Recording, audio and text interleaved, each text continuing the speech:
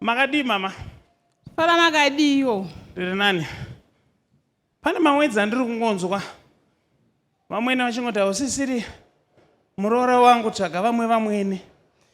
Ndizvozvo Prophet. Makavaita sei?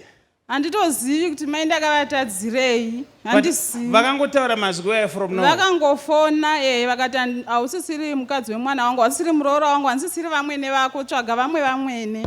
Nobva vatokata.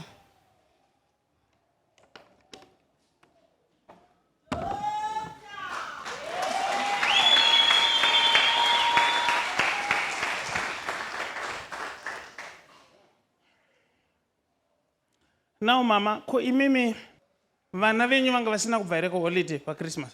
Vana vangu vatori kuholiday kuna vamwene vangu. Vatori kwezvozvo? Vatori hasati vadzoka zvavo.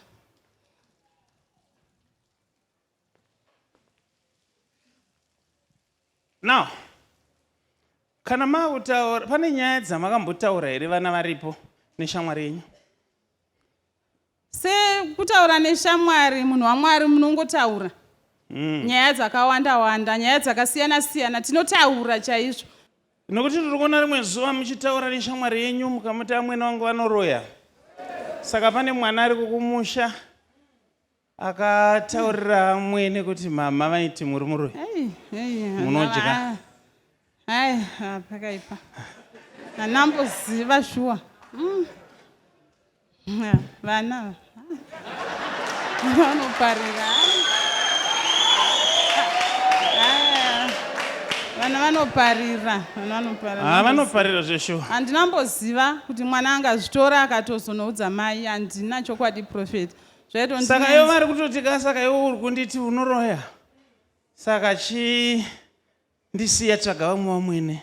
Izvo zvekutaura kuno pari kunovhurwa vana zvikora pavakakumirirai kuti pamune kuda kuchiti vana vachiuya ndo pavachati takaudzwa kunzi makati munoroya. Kureva kuti nyaya yenyu ndimataura mega kuti pakaipa.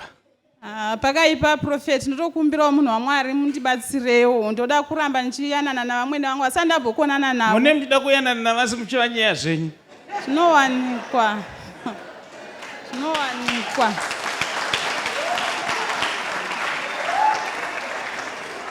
Ndakamboti rimwe gore ndichienda kunoita ma1-on-1 nevanhu. Ndobva ndafambidzana nevamwe havana kundiziva. Vachitoendawo kuwandaenda. Ndobva vatanga kundinyeya. Vanhu vachindinyeya vachiudza inini. Mufeso wacho anonzi anozvida, anonoza, anotaura so. Ndikati zviri kwere izvi? Ndobva varoverera. Ndobva vakunosvika.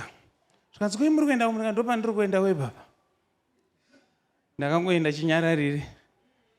Ndobva vazoona ndiri ndamira kumberi kwavo. Vanhu vakanyara kani?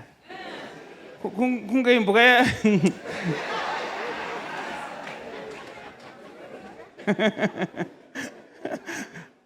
vakanyara. Now, chekutanga ndechekuti amwene venyu vamaiti vanoroya. Havaroya. Maita basa ameno kuti zvamaitaura makazviwana kupi havaroya. Kana muine munhu ari bho ndivava manje. Mochisiya zvenyu zvekuti mukagara mobofamba. Handirambidzi vanoenda kumabanini. Asi kana wazotaurirwawo zvimwe zvinhu ka sefa. Mufunge. Vana vatori bho izvozvi havatoda nambuya vavo. Vanokudai. Imi ndimi muri kungonzwawo ameno zvamakataura. Varwadziwa kusvika pekupedzisira. Ndakakanganisa Prophet. Ndotokumbirawo munditirewo ndiyanani navo. Hakuripa ndo solution chete. Kwakutongoripa. Ndoripa. Endai zvenyu munogara pasi. Maita basa Prophet.